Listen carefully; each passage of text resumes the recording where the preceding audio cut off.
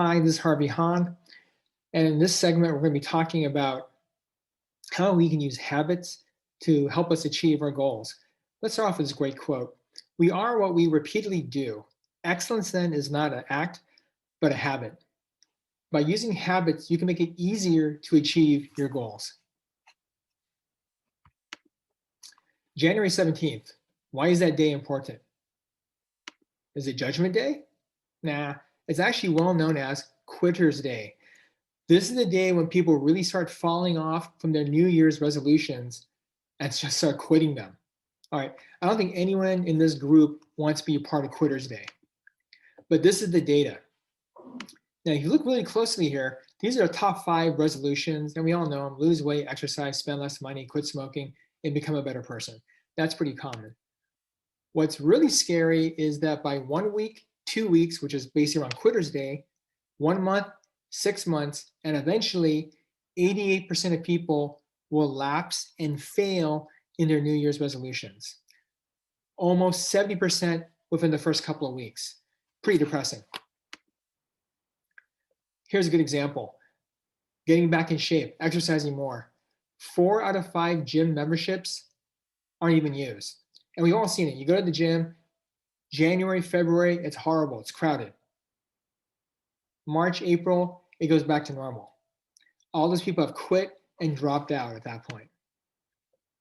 It's basically the story as old as time. The Bible talks about it basically in Romans 7 and says, you know what you want to do, but you keep doing what you don't want to do. You know what's right, but you don't do it. Instead, you do what's wrong. And this is something that's been going on for ages. Now, my personal story. No one's perfect, including me. I'm a cardiologist, but this is how I looked and was years ago. I was on Lipitor for high cholesterol, Norvasc for high blood pressure, not exercising and eating whatever I wanted to.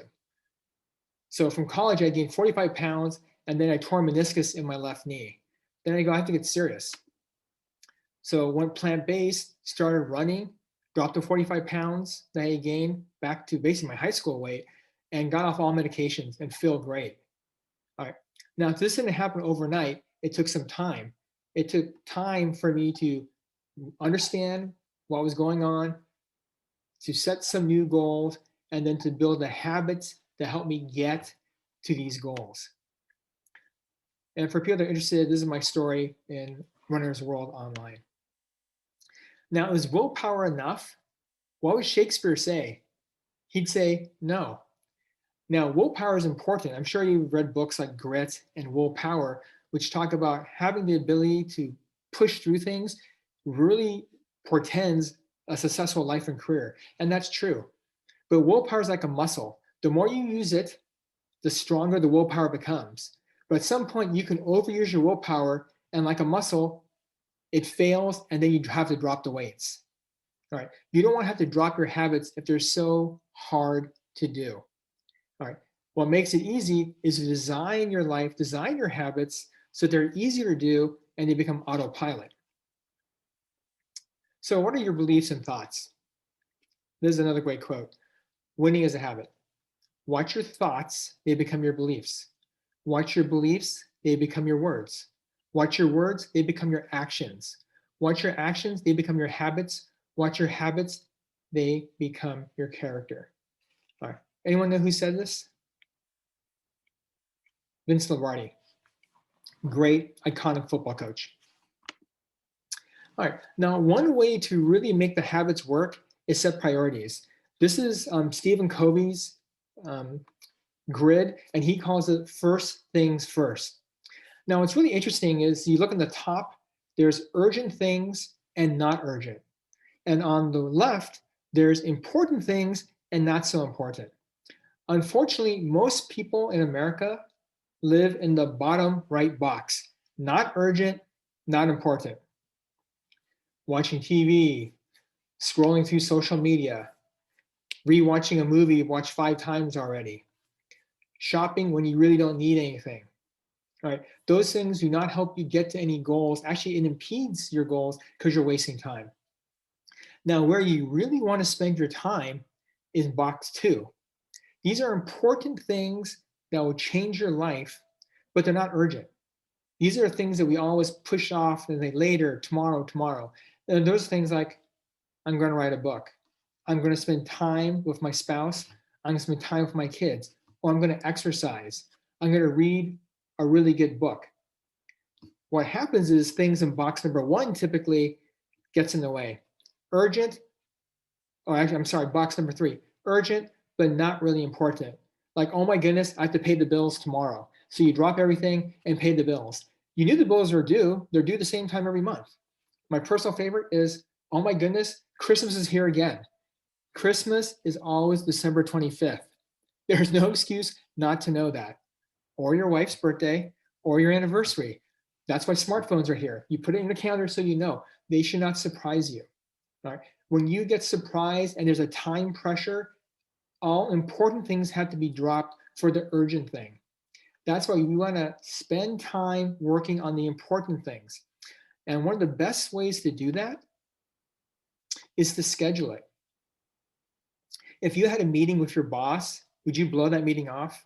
No. So what really helps is like, I will exercise at this time every day. Or one time a week, I have date night, or what I have date lunch with my wife. So we can work on our relationship and keep getting to know each other outside of the kids. Or there's family time. What's great is just dinner, eating together, breaking bread together, and talking to each other, sharing experiences, talking about your day. That's incredibly bonding. Those are things that are really, really important. If you can schedule those things in and keep your schedule, they will become a habit, and you just go on autopilot, and then you just keep doing it. And then that's how you grow, and that's how you make progress on your goals. Pre-planning. How to make a really tough decision easy. Now, this guy's name is Coach Kevin Kelly. He coaches football for a high school in Little Rock, Arkansas. What's really interesting, he read a study put out by MIT that did a mathematical analysis that said you should never punt in football. So he read the paper. He actually talked to the researchers, had them come to talk to his football team, and he developed the strategy that he will never punt. Even if he's on his own 1 yard line, they always go for it on 4th down. When he started doing this, he said the players would look at the sideline and go, "Are you serious, coach? We're on the 1 yard line." And he just goes, "Go for it." After a while, the players didn't worry about it. They knew they were going to go for it on 4th down. They just go for it. Is he always successful? Of course not. He fails a lot of times. But over the course of a game, you get about, I think it was like 2.5 more extra possessions by taking these chances. So he has more chances to score, and he does really well. So someone asked him, how can you deal with the stress of going for it on 4th and 22 from your own 5 yard line, and you're losing the game at that point? And this is what he said. It's a great quote. By deciding ahead of time what I'm going to do, it takes the emotion out of the decision. If you're logically looking at something, not emotionally worried about what other people are going to think, am I going to fail or am I going to succeed, it makes that choice a lot easier. All right. And we can do this in our own life and saying, I'm the kind of person that exercises. I'm not the kind of person that skips exercise day. I'm the kind of person that spends time with my wife and my kids. And then you do that, you make that decision. Or you can have some negative type of ideas in there too. Like, I don't drink soda pop. So when people offer it to you, go, no, thank you. And it's just a done deal. Or I don't smoke, I don't drink. In the hospital, one thing that I do is I'm not a person that eats candy at the nurse's station. One, I think that's gross. But two, the other thing is when people offer me candy stuff at the hospital, it's easy for me to say no, because that's what I do. I made that decision when I'm at home with no emotion attached to it. So when I get pushed in that situation, it's easy to say yes or no. All right. And just like what the example I gave you, at that point, Coach Kelly says it's easy. Just to show that it works, he's 124-22, and he's won 3 straight titles. So this isn't just some weird off theory. He's applied it, it's worked, and he's been very successful. Now, how can you kind of operationalize a habit? People will say, I want to have a habit of exercising. And when we talked about the SMART goals before, you have to have very specific ways to reach your goal. And you have to have very specific ways to line up your habits. Now let's talk about them real briefly. One is the cue, or what's known as the trigger. And you have to make it obvious. All right. I go to sleep in my exercise clothes. When I wake up, I look and I go, I think I should exercise. All right. Make the cue obvious. Don't, for some people, going to a gym is fun because of the social aspect and that works for them. For me, it doesn't, because I don't want to have to put together a duffel bag, drive over there, change my clothes, take a shower, come back, etc. It makes it hard. Make it obvious and make it easy. 2, craving. Make it attractive. Don't make it so painful that you don't want to do it. And this goes, a really good example is food. If you're going to eat healthy food, make it taste good. If it tastes terrible, you're going to be off that diet so soon, you're not even going to track it on your watch. Make it enjoyable. Exercise especially. People will tell me things like, I hate running. Then I go, why are you running? And they go, I'm supposed to. Find something you like to do. If it's a game, it's even better. If it's social, it's even better. But even if it's solitary and you like to do it, then that's great. But it's got to be something you like. Otherwise, it actually becomes a form of punishment and you're going to drop the habit. 3, make it easy. The response. All right. Like I said, the gym example. For me, going to the gym is very, very hard. It's too much extra work. All right. Same thing. And if you live in a cold weather area and you like running, buy a treadmill. You don't have to go punish yourself by running outside all the time. All right. Also, if you're trying to eat a healthier diet, don't buy snacks and junk and bring it to your house where you're always trying to fight the desire to eat the garbage. Buy more of the good stuff you like. If you like a certain fruit, buy a bunch of that and that can be your snack. There's ways to work the system here. 4, and this is the most important, what is the reward? What is the payoff? You have to get something at the end or it's really unfulfilling. Like for me, I love exercise because I feel invigorated, mentally alert, so much better mood-wise after I exercise. Same thing with food. You have to make healthy food taste good or there's no payoff at the end. Whatever your habit that you're building, there has to be some kind of reward at the end. And there's also some ways you can even finagle cheap rewards in there. Like when I read 10 pages in this book, I'm going to spend 5 minutes on social media. If I'm good for a week eating healthy food, I'm going to splurge a little bit on the weekend. There's ways to work the system and to keep it going here. Now, one of the great examples of how to get to your goal is the tortoise and the hare. Now, we all know this story, and people think think this example is stupid until you think about it. We all know that the rabbit's faster, but that the tortoise eventually wins the race because he was steady, methodical, and kept going. All right, let's look at some examples here. The recommended weight loss is 2 pounds per week. Most people go, that's pitiful. That's not going to get me where I want to go. Now, if you do that for a year, you're going to drop 104 pounds.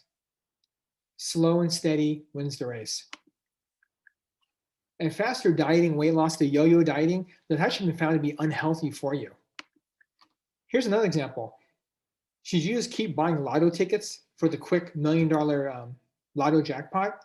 Or should you put a little bit of money away in your 401k and let it grow slowly over time in the stock market so you have a ton of money when you retire? I think we all know what the obvious answer is, so we need to do that. Here's another example. Would you rather take pills every day for the rest of your life? Or would you rather exercise for 20, 25 minutes a day for the rest of your longer, healthier life? All right. Which way would you want to go? Which one is going to win the race? Which is going to get you to your actual goals? Now, this is an important graph. This is also from James Clear from Atomic Habits. And what he talks about is if you're 1% better every day, make a small improvement, at the end of 1 year, you're 37% better. Okay? If you get worse, I'm not going to exercise, I'm going to eat worse food. At the end of a year, you've dropped 97%. Think about that. Would you rather be up 37% or drop almost 100% down to almost nothing? Small habits, small gains stacked on top of each other are very, very powerful. Now, some people go, how do I do it?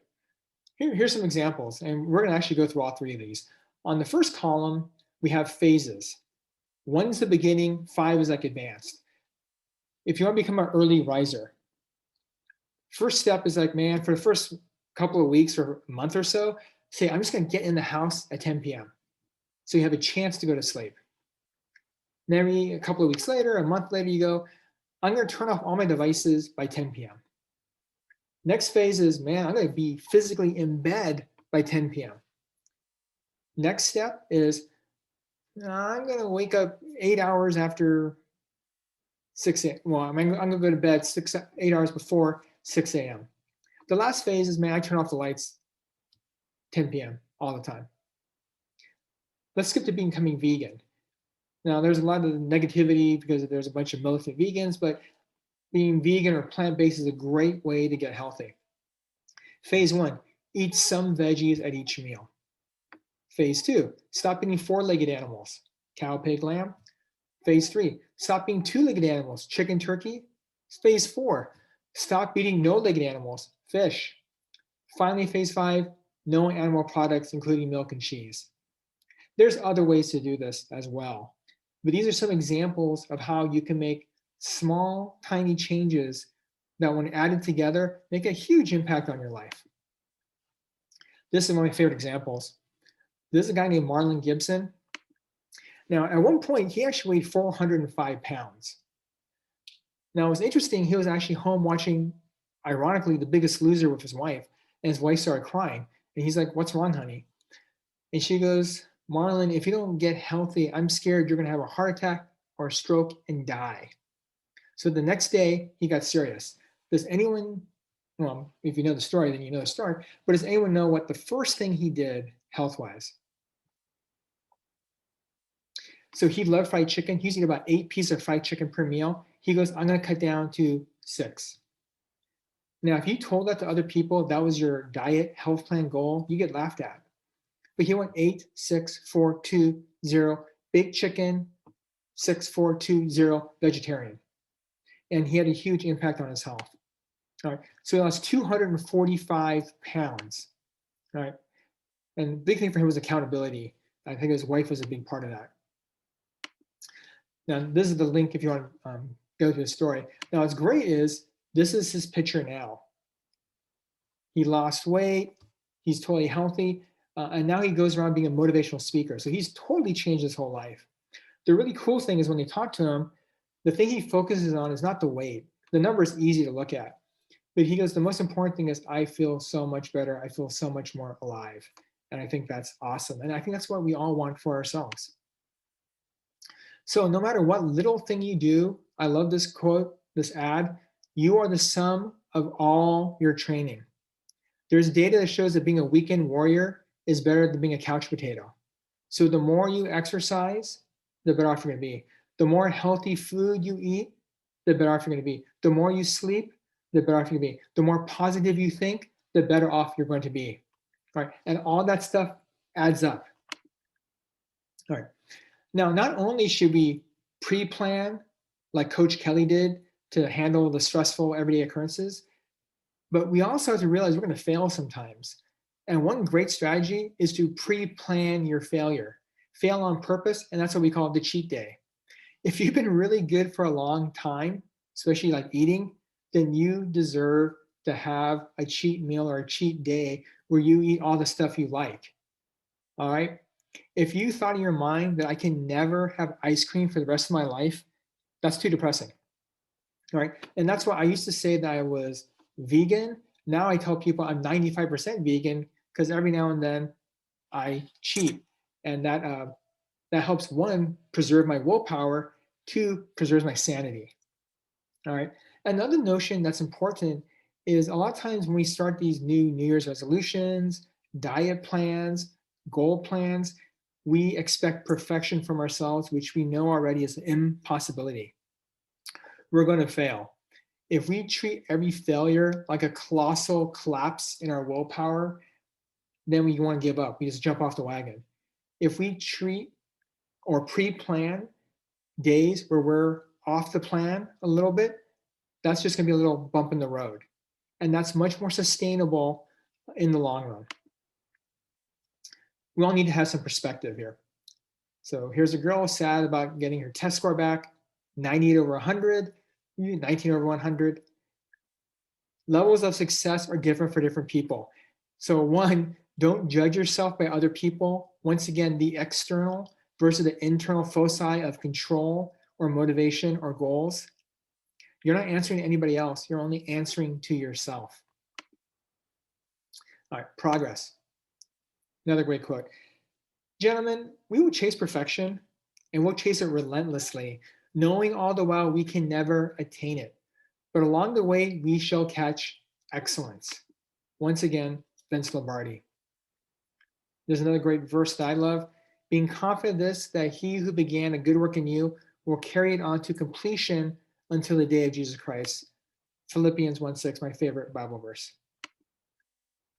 So to end, I want you to think that we are our choices. And we can make better choices if we incorporate these into habits. So good luck in finding your purpose, your reason, your why. Good luck in delineating your goals, and even better luck in establishing habits to get you to those goals. And these are some references that you may want to look at. I read all these books. I can highly recommend all of them. All right, good luck. God bless. Take care.